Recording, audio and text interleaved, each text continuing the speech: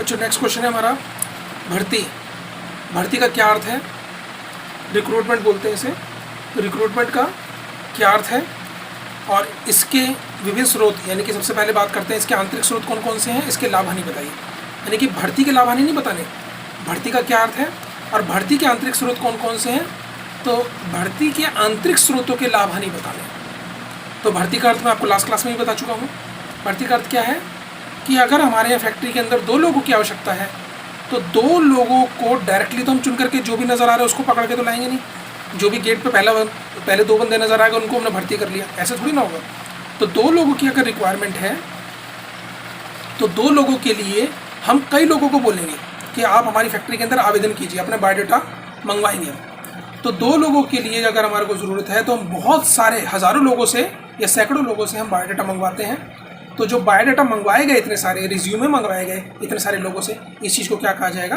भर्ती। तो इसके अंतर्गत संस्था के जो भविष्य कर्मचारी यानी कि भविष्य में काम करने वाले कर्मचारी हैं उनकी खोज की जाती है कि कौन कौन लोग हमारी फैक्ट्री में काम कर सकते हैं। सबको नहीं बोल रहे हम, लेकिन कुछ ना कुछ तो लोग काम करेंगे। तो भविष्य में जो हमारी फैक्ट्री में काम कर सकते हैं उनकी खोज की जाती है तथा उन्हें संस्था में नौकरी प्राप्त करने के लिए आवेदन करने हेतु प्रोत्साहित किया जाता है। जैसे 2 लोगों की रिक्वायरमेंट है तो हम इंटरनेट पर भी डाल देंगे, naukri.com पर भी, job.com पर भी। हम प्लेसमेंट एजेंसी से भी बात कर सकते हैं, ठीक है। हम जो एम्प्लॉय हमारे पे काम कर रहे हैं उन लोगों से ही बोल सकते हैं कि अगर आपके कोई जानकार हो और ये काम जानते हो तो उन्हें बोलो कि अपना बायोडाटा भेजें, हमसे मिलने के लिए आएँ। तो केवल 2 लोगों की रिक्वायरमेंट थी, लेकिन हमने बहुत सारे लोगों को बुलवा लिया अपनी फैक्ट्री में आवेदन करने के लिए। तो इस चीज़ को क्या बोला जाएगा? भर्ती, रिक्रूटमेंट। और ध्यान रखिएगा, ये मैं बार बार बता चुका हूँ, लास्ट क्लास में भी बताया था कि ये एक धनात्मक अवधारणा है, पॉजिटिव स्टेप है। इसके अंतर्गत हमेशा ज़्यादा से ज़्यादा लोगों को अप्लाई करने के लिए बोले जाते हैं, क्योंकि जितने ज़्यादा लोग अप्लाई करेंगे हमारे यहाँ हमारे को एक हो सकता है कि हमारे को विस्तृत चयन करने के लिए सुविधा मिल जाए। अच्छे से अच्छा व्यक्ति चुनने के लिए हमारे पास ऑप्शन बन जाते हैं। अगर हमने केवल हमारे पास 2 ही पोस्ट हैं और केवल 2 ही लोग हमारे पास आवेदन करने के लिए आते हैं तो हमारे पास चॉइस नहीं बचती, हमें मजबूरी में उन दोनों लोगों को ही रखना पड़ेगा। लेकिन अगर 2000 लोग हमारे पास आवेदन करने के लिए आते हैं, बेशक चाहे वो लंबा प्रोसेस हो जाएगा, लेकिन फिर भी हमारे पास एक विस्तृत चयन करने की सुविधा हो जाती है। हमारे पास बहुत सारे ऑप्शन होते हैं तो हम अपने हिसाब से बेटर चुन सकते हैं। तो कम पोस्ट है लेकिन ज़्यादा लोगों को अप्लाई करने के लिए अपने पास बुलाना, यानी कि ज़्यादा लोग हमारे पास आए काम करने के लिए बायोडाटा लेकर के आए, तो उस चीज़ को बोला जाता है भर्ती। भर्ती के 2 प्रकार के स्रोत होते हैं। जब हम संस्था के अंदर से ही लोगों को भर लें तो उसे बोला जाता है भर्ती के आंतरिक स्रोत, और जब हम संस्था के बाहर से लोगों को बुलाते हैं काम करने के लिए तो उसे बोला जाता है बाहरी स्रोत। तो पहले इस क्लास में बात कर रहे हैं हम भर्ती के आंतरिक स्रोत कौन कौन से। तो इसमें 3 मुख्य स्रोत हैं, स्थानांतरण, पदोन्नति और अस्थायी अलगाव। ये वाला इंपॉर्टेंट है, वैसे तो तीनों इंपॉर्टेंट है लेकिन फिर भी ये ज़्यादा इंपॉर्टेंट है। तो जब संस्था के अंदर ही हम एक डिपार्टमेंट से दूसरे डिपार्टमेंट या फिर एक कंपनी से दूसरी कंपनी में लोगों को भेज देते हैं तो उसे बोला जाता है स्थानांतरण। जैसे बाई चांस मान लीजिए हमारी 4 फैक्ट्री हैं, एक फैक्ट्री दिल्ली में है, एक फैक्ट्री बॉम्बे में, एक फैक्ट्री कलकत्ता में, एक फैक्ट्री कानपुर में। तो कानपुर के अंदर हमारे को लोगों की ज़रूरत है या एक असिस्टेंट अकाउंटेंट की ज़रूरत है, और हमारी कलकत्ता वाली फैक्ट्री के अंदर जो वहाँ पर काम इतना ज़्यादा नहीं है, तो वहाँ वाले जो असिस्टेंट अकाउंटेंट को हमने यहाँ के लिए ट्रांसफ़र करवाने के लिए बोल दिया, और जो हमारा चीफ अकाउंटेंट था उसने इस चीज़ को एक्सेप्ट भी कर लिया। तो वहाँ वाला बंदा जब यहाँ पे काम करने के लिए आ जाएगा तो इस चीज़ को क्या बोला जाएगा? स्थानांतरण। या फिर कानपुर के अंदर एक एक्स्ट्रा बंदा था, उसको हमने कलकत्ता वाली फैक्ट्री में भेज दिया या बॉम्बे वाली फैक्ट्री में भेज दिया, तो इस चीज़ को क्या कहा जाएगा? स्थानांतरण। जब एक स्थान से दूसरे स्थान पर एक जैसी पोस्ट के ऊपर लोगों को भेज दिया जाता है, एक जैसी पोस्ट, ये ध्यान रखिएगा, तो उस चीज़ को क्या कहा जाएगा? स्थानांतरण। लेकिन अगर संस्था के अंदर ही, यानी कि 4 फैक्ट्री हमारी, यहाँ पर वो असिस्टेंट अकाउंटेंट था और दूसरी जगह उसको ट्रांसफ़र करके भेज दिया गया, लेकिन उसकी पोस्ट बढ़ा दी गई, उसे चीफ अकाउंटेंट बना दिया गया, तो उसे क्या बोला जाएगा? पदोन्नति। या कानपुर की फैक्ट्री के अंदर ही असिस्टेंट अकाउंटेंट से उसे चीफ अकाउंटेंट बना दिया जाए तो उसे क्या बोला जाएगा? प्रमोशन, पदोन्नति। तो हमारे पास चीफ अकाउंटेंट की पोस्ट खाली थी, तो चीफ अकाउंटेंट के लिए हमारे पास जो 10 साल पुराना जो वर्कर काम कर रहा था असिस्टेंट अकाउंटेंट के तौर पर ही, उसे कंपनी के बारे में पूरी अच्छी जानकारी थी अकाउंट्स की, तो हमने एक असिस्टेंट अकाउंटेंट को ही चीफ अकाउंटेंट बना दिया, तो उसे क्या बोला जाएगा? पदोन्नति। जब एक डिपार्टमेंट से दूसरे डिपार्टमेंट में भेज देते हैं या एक कंपनी से दूसरी कंपनी में भेज दिया जाता है तो स्थानांतरण कहलाता है। जब लोअर पोस्ट वाले व्यक्ति को अपर पोस्ट पर भेज दिया जाता है तो उसे क्या कहते हैं? पदोन्नति। तो ध्यान रखिएगा, यहाँ पे पोस्ट हमें फिल करनी है, खाली स्थान को भरना है, भर्ती करनी है। तो भर्ती करने के लिए हमने अपनी ही कंपनी के लोगों को चुन लिया। जब एक कंपनी से दूसरी कंपनी में भेज दिया तो स्थानांतरण, लेकिन पोस्ट तो भरी गई ना वो, और लोअर पोस्ट वाले को अपर पोस्ट पे भर दिया तो वो क्या कहलाएगा? पदोन्नति। जैसे एक ट्रेंड ग्रेजुएट टीचर यानी कि टीजीटी को पीजीटी बना दिया जाए। मान लीजिए कोई टीजीटी साइंस है और उसे बाद में पीजीटी फिजिक्स बना दिया जाए, तो वो साइंस के यानी कि 11वीं-12वीं वाले बच्चों को फिजिक्स पढ़ा रहा है टीचर वो, तो उसे क्या बोला जाएगा? PGT, post graduate teacher. लेकिन एक पीजीटी की पोस्ट जो खाली थी उसको उसने भर दिया तो वो पदोन्नति कहलाएगी। इसमें एक बात आती है, एक भर्ती के आंतरिक स्रोतों में थोड़ा इसमें डाउट हो सकता है आपको, लेकिन फिर भी ये इसी के अंतर्गत ही पॉइंट माना जाता है। इसे कहते हैं अस्थायी अलगाव, ले ऑफ। ये स्पेलिंग जरूर याद रखिएगा, इंग्लिश में भी LAY ऑफ, OF ऑफ नहीं, OFF, ले ऑफ। ये टर्म है, ये आपको एज इट इज़ ऐसे ही याद कर रहे हैं। तो अस्थायी अलगाव का मतलब ये होता है कि जैसे हमारी फैक्ट्री के अंदर कुछ लेबर होती है जो कि हम सीजनल उन लोगों को बुलवाते हैं। सीजनल मतलब जब भी काम होगा तो हम उन लोगों को बुलवा लेते हैं, और जब काम खत्म हो जाता है तो हम उन लोगों को नौकरी से हटा देते हैं। तो ऐसे लोगों को जब बार बार काम करने के बाद हटा दिया जाता है, मतलब खाली समय में हटा दिया जाता है, तो जब काम की दोबारा रिक्वायरमेंट होती है तो हम उन लोगों को ही बुलवा लेते हैं। तो जो लोग हमारी फैक्ट्री में ऑलरेडी काम करके जा चुके हैं, उनका काम करने का जो लेवल है बहुत अच्छा रहा है, उनका काम करने का एक्सपीरियंस भी बहुत अच्छा रहा है, उनको काम के बारे में बहुत अच्छी खासी नॉलेज भी है, तो जो पुराने लेबर को जो ऑलरेडी काम करके जा चुके हैं उनको ही दोबारा बुलवा लेना, वो चीज़ क्या कहलाती है? अस्थायी अलगाव। या आप अपने स्कूल में भी देखते हैं कि कई कंप्यूटर टीचर या कई कॉन्ट्रैक्ट टीचर केवल 8 से 10 महीने के लिए कॉन्ट्रैक्ट पर आते हैं, या कोई टीचर लीव पे चला जाता है 2 या 3 महीने के लिए या 6 महीने के लिए, तो उस दौरान जो टीचर आते हैं उन्हें दोबारा उस मतलब पुराने टीचर के दोबारा आ जाने पर उनको फिर से हटा दिया जाता है। या फिर जो कोई कॉन्ट्रैक्ट टीचर ऐसे हैं जो केवल 8 से 10 महीने के लिए आते हैं और छुट्टी होने पर उनको हटा दिया जाता है, उनको उनकी सैलरी भी नहीं मिलती। तो ऐसे टीचर्स को अगले साल जब नया सेशन आता है तो दोबारा से वही टीचर आ जाते हैं। तो ऐसे टीचर्स को क्या बोला जाएगा? अस्थायी अलगाव। इस सिचुएशन को क्या बोला जाएगा? अस्थायी अलगाव, ले ऑफ। तो ये भी भर्ती के आंतरिक स्रोत ही कहलाते हैं।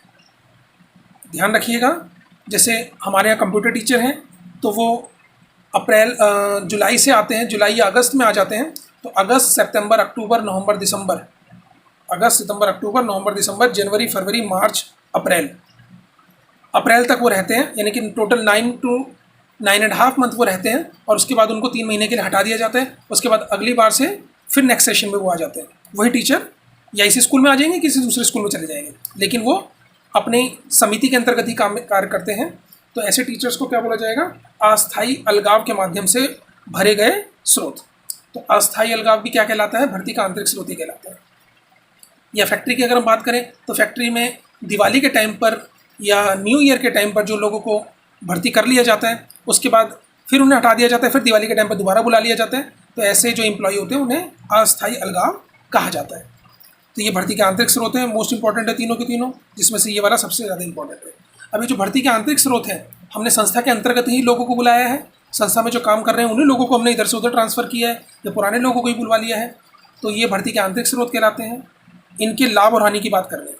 तो लाभ, जो पुराने एम्प्लॉय ही इधर से उधर ट्रांसफ़र हो रहे हैं या फिर उनकी पदोन्नति की जा रही है, तो इससे उनकी अभिप्रेरणा में वृद्धि होती है। अब पदोन्नति में तो समझ ही सकते हैं, पदोन्नति अगर प्रमोशन होता है तो उससे डेफिनेटली अभिप्रेरणा होगी, मोटिवेट होते हैं एम्प्लॉय, तो उनमें एक भावना जगती है कि चलो भी मेरा ट्रांसफ़र हो सकता है, या मुझे मैं अपने घर के पास भी जा सकता हूँ। अगर मेरा दूर है स्कूल या फिर मेरी कंपनी दूर है, तो अगर ट्रांसफ़र होगा तो ट्रांसफ़र के दौरान मैं अपने घर के आसपास जो मेरी फैक्ट्री होगी वहाँ पर भी काम करने के लिए मुझे अवसर मिल सकता है। तो इससे उनमें अभिप्रेरणा मिलती है। या कोई प्राइमरी टीचर है तो उसका टीजीटी में प्रमोशन होने के चांस है, टीजीटी से पीजीटी में प्रमोशन होने के चांस है, पीजीटी से प्रिंसिपल में प्रमोशन होने के चांस है। और इस तरह से प्रमोशन होने की वजह से, या प्रमोशन का पता है कि भी सबका प्रमोशन हो रहा है तो मेरे को भी चांस है, तो इस तरह से उनमें अभिप्रेरणा बढ़ती ही बढ़ती है। औद्योगिक शांति, जब सबको पता है कि भी हमारे को पदोन्नति के अवसर हैं, तो सब में मतलब पूरी की पूरी फैक्ट्री के अंदर शांति बनी रहती है। शांति से मतलब ये नहीं कि काम नहीं होता, काम तो हो रहा है, मतलब सबके मन में अशांति नहीं रहेगी, इम्बैलेंस नहीं रहेगा, बैलेंस बना रहता है। तो इससे पूरी उद्योग के अंतर्गत शांति रहती है कि हमारे को पता है कि भाई हमें पदोन्नति के लिए सबसे बना करके ही रखनी है। सिंपल चयन है, हमें इधर उधर कहीं ढूंढने की ज़रूरत नहीं है, अपनी फैक्ट्री के अंदर से लोगों को चुनना है, तो चुनाव करना बहुत ही आसान है। और पुराने एम्प्लॉय होते हैं तो उनको ज़्यादा प्रस्तुतिकरण की भी ज़्यादा आवश्यकता नहीं होती, उनके बारे में सारी डिटेल ऑलरेडी हमारे पास है, हमारे ही एम्प्लॉय हैं, उनके बारे में सब कुछ हमें पता है, तो उनको ज़्यादा इंटरव्यू वगैरह लेना इतनी ज़्यादा ज़रूरत नहीं पड़ती। नेक्स्ट पॉइंट है अतिरिक्त कर्मचारियों का समायोजन। अतिरिक्त कर्मचारियों को हम एडजस्ट कर सकते हैं। जैसे अभी मैंने आपको कानपुर वाला एग्जांपल बताया कि कानपुर के अंदर अगर कहीं पर कोई अकाउंटेंट खाली है तो उसको दूसरी जगह भेजा जा सकता है, दूसरी जगह खाली तो यहाँ पे बुलाया जा सकता है। तो अतिरिक्त कर्मचारियों को एडजस्ट किया जा सकता है, यानी कि ऐसे किसी को खाली बैठ करके सैलरी दी जाए, तो अगर यहाँ पर एक्स्ट्रा है तो उसे दूसरी जगह भेजा जा सकता है। कम खर्चीली है, रिक्रूटमेंट का प्रोसेस कोई लंबा चौड़ा नहीं रहता, हमें केवल अपने लोगों में से चुनना है, तो ज़्यादा कागजी कार्रवाई करना या ज़्यादा इंटरव्यू वगैरह का प्रोसेस लेना, ऐड वगैरह निकालना, और लंबे पूरा दो पता चल रहा है 2-3 महीने तक खाली इंटरव्यू चल रहे हैं, खाली भी बायोडाटा मंगवाए जा रहे हैं, उनकी स्क्रीनिंग चल रही है, इंटरव्यू पर कायदा पता लग रहा है 1.5-2 महीने चल रहे हैं, तो ऐसी कुछ भी करने की आवश्यकता नहीं है, तो खर्चा इसमें कम ही होता है। अब इसकी कुछ ना कुछ हानियाँ भी हैं। नए कर्मचारियों को प्रवेश पर रोक होती है, नए कर्मचारियों को चुना ही नहीं जाता इसमें, क्योंकि पुराने कर्मचारी ही काम कर रहे हैं। कर्मचारी सुस्त भी हो जाते हैं, उन्हें पता है कि भी मैं आज जैसे 10 साल बीतेंगे, मैं खाली उन कंपनियों के लिए बात कर रहा हूँ जहाँ पे पता है कि एक टाइम पीरियड के बाद प्रमोशन हो जाना है। अगर परफॉर्मेंस के आधार पर प्रमोशन है तो उनके लिए वाला पॉइंट नहीं है। मैं किन की बात कर रहा हूँ, जिनमें एक टाइम पीरियड के बाद प्रमोशन होना ही होना है। तो ऐसे कर्मचारियों में सुस्त होने की भावना पनपने लगती है। जब उन्हें पता है कि एक टाइम पीरियड के बाद मेरा प्रमोशन होगा ही होगा, तो मुझे कोई टेंशन है ही नहीं, प्रमोशन हो ही जाएगा। अगर 10 साल बाद प्रमोशन होना है तो मुझे प्रमोशन मिलेगा ही मिलेगा, तो फिर वो काम करने के प्रति उनकी रुचि इतनी नहीं रहती। और ये केवल पुराने संगठनों के लिए ही है ये वाली। भाई जिनके पास पुराने कर्मचारी हैं, ऑलरेडी कर्मचारी हैं, वही तो ये काम कर सकते हैं। आंतरिक स्रोत, तो आंतरिक स्रोत केवल पुराने संगठनों के लिए ही उपलब्ध होता है।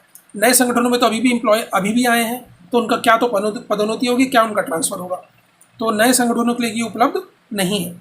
कर्मचारियों में प्रतियोगिता नहीं हो पाती,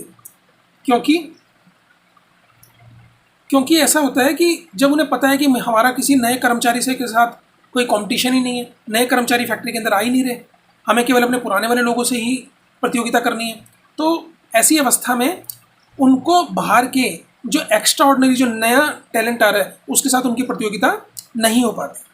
मतलब प्रतियोगिता तो रहती है लेकिन पुराने एम्प्लॉयज़ के साथ ही, लेकिन जो वास्तविक तौर पर एक कहते हैं ना कि समय के अनुसार परिवर्तन बहुत जल्दी होता है, तो जो नए एम्प्लॉय, जो नया ट्रेंड जो नया आ रहा है, नए एम्प्लॉय आ रहे हैं, उनको कंप्यूटर भी बहुत अच्छा आता है चलाना, उनका स्पीकिंग स्किल, लिसनिंग स्किल बहुत अच्छा है, उनकी पर्सनैलिटी बहुत अच्छी होती है, और वो कम सैलरी पर भी अच्छा काम करने के लिए उत्सुक रहते हैं। तो ऐसे लोगों के साथ कॉम्पिटिशन जब किया जाएगा तो कहीं ना कहीं पुराने कर्मचारी कहीं ना कहीं फीके पड़ सकते हैं।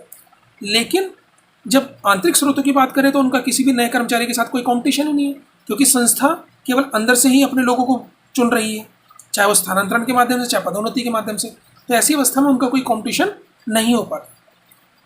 और एक नुकसान इसमें यह भी आता है कि अगर बाई चांसली कोई संस्था जल्दी स्थानांतरण कर रही है, तो स्थानांतरण की वजह से जो एक कर्मचारी यहाँ से दूसरी जगह जा चुका है या दूसरी जगह का कर्मचारी यहाँ पर आया है, तो उसको एडजस्ट करने में बहुत ज़्यादा मुश्किल होती है शुरुआत के समय में। 1-2 महीने तो एडजस्टमेंट में निकल जाता है।